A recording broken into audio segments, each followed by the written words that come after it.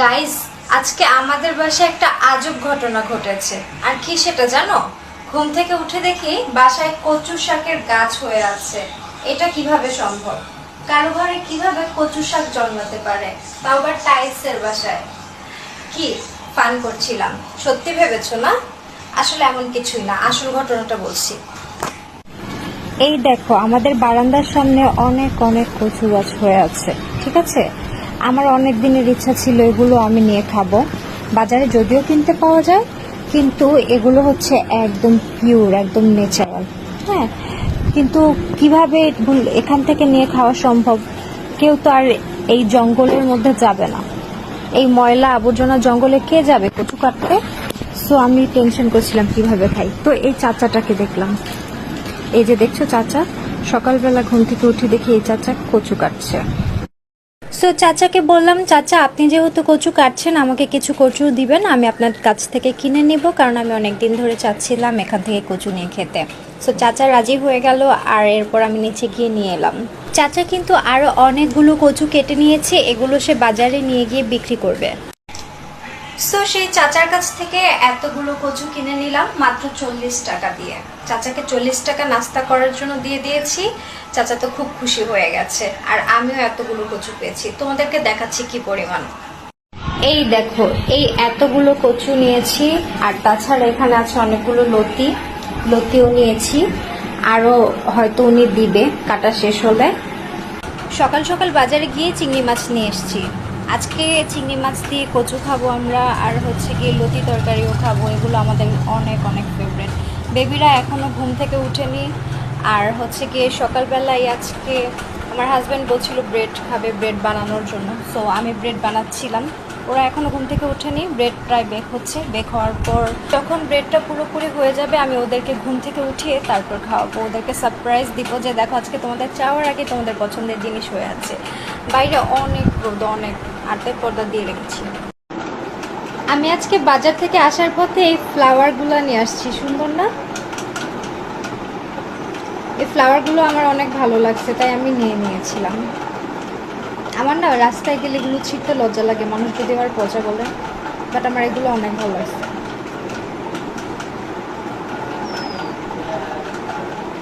আমি বাইরে যাওয়া মাত্রই একটু পরে এত বৃষ্টি শুরু হয়েছে, বলার বাইরে। এত বৃষ্টি ছিল, আমার বোরখা টোরখা, মোবাইল টোবাইল সব কিছু ভিজে অবস্থা খারাপ।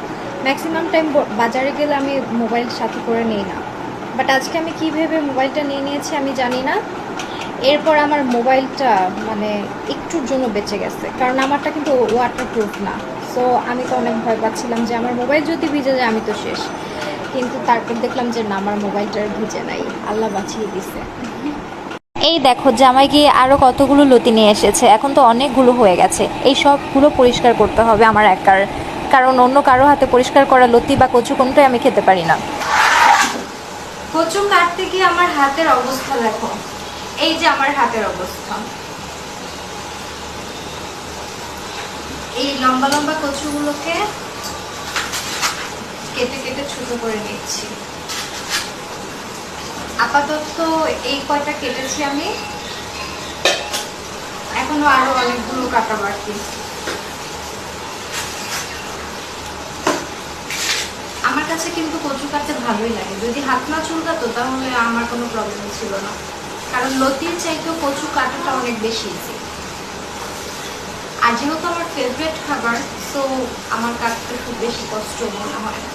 আজকে আমার গ্যাস নাই, এত শখ করে কচুগুলো নিলাম রান্না করে খাবো, এখন গ্যাস চলে গেছে। তো ভাবলাম আগে কাজটা এগিয়ে রাখি, গ্যাস আসলে পরে বাকি প্রসেসটা করে এরপর খাওয়া যাবে। কি আর করার, গ্যাসের জন্য অপেক্ষা করব। আর নয়তো এলপি গ্যাস আছে, সেটা দিয়ে রান্না করে ফেলবো। কচুগুলোকে খুব ভালো করে ভাপ দিয়ে নিয়ে তারপর পানিটা ফেলে দিতে হবে, কারণ অনেক হাতে ধরছে, মনে হচ্ছে যে গলায় ধরবে। আর তাই এটাকে আগে ভাপ দিয়ে তারপর পানিগুলো ফেলে দিয়ে নিব। যারা যারা কচু কাটতে জানো না, তারা তারা শিখে রাখো, তোমাদের ভবিষ্যতে কাজে আসবে। প্রথমে এভাবে ছুলে নিবা, ছুলে নিয়ে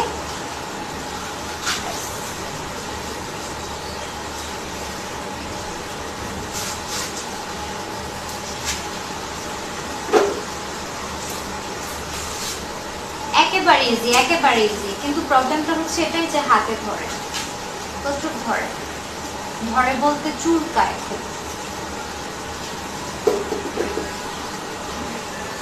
একদম ইজি, এভাবে ধরবা এবং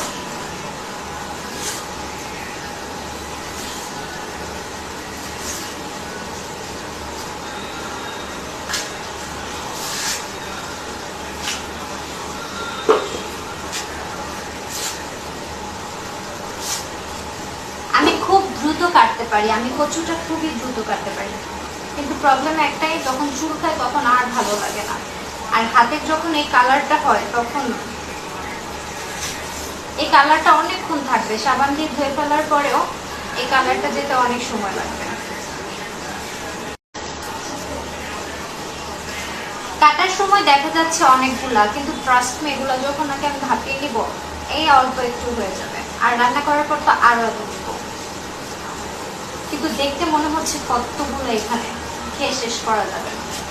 কচু, কচু লতি জিনিসগুলো এরকমই, বা শাপলা, এগুলো ভাপিয়ে নেওয়ার পর একদম অল্প একটু হয়ে যায়, কিন্তু দেখতে মনে হয় অনেকগুলো,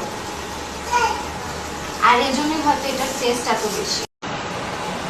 ভাই চাচার কাছ থেকে 40 টাকা দিয়ে কচু তো নিয়ে নিয়েছি, সস্তায় অনেকগুলো কচু কিনতে পাওয়া যায়, কিন্তু কচুর রান্নাটা মোটেই কিন্তু সস্তা নয়। এটা রান্না করতে গিয়ে মিনিমাম 100 গ্রাম এখানে রসুন দিতে হয়েছে, আদা দিতে হয়েছে 100 গ্রাম, দারচিনি, এলাচ, তেজপাতা, ধনিয়া, জিরা, পাঁচফোড়ন, তেল, আদা রসুন বাটা দিতে হয়েছে, কুচি দিতে হয়েছে, কাঁচামরিচ, শুকনো মরিচ, চিনি, লেবু, আরো অনেক কিছু এটাতে ইউজ করতে হয়েছে, শুধুমাত্র গলায় যেন না ধরে এটার জন্য। সো কচুটা যতটা সস্তায় কিনা যায়, খেতে কিন্তু অতটাও সহজ না, কিংবা রান্না করাটাও কিন্তু অতটা সস্তা না। সো ফাইনালি ডান। এত কষ্টের পরেও যেহেতু রান্নাটা ভালো হয়েছে আর গলায় ধরছে না, আমি টেস্ট করে দেখেছিলাম, সো আমি এখন সাকসেস। তোমাদেরকে কাছ থেকে রান্নাটা দেখাই। এই দেখো আমার রান্না করা কচুটা, এটার মধ্যে প্রচুর পরিমাণে রসুন, পেঁয়াজ, আদা আরো অন্যান্য অনেক মশলা দেওয়া আছে, যাতে করে গলায় না ধরে আর টেস্টটাও ভালো আসে, একদম মাংসের মতো একটা ফ্লেভার আসছে। আর এই হচ্ছে আমাদের প্ল্যাটার। সো এত কষ্টের পর কচু রেডি, এখন গরম গরম ভাবি কচু খাবো। বাই।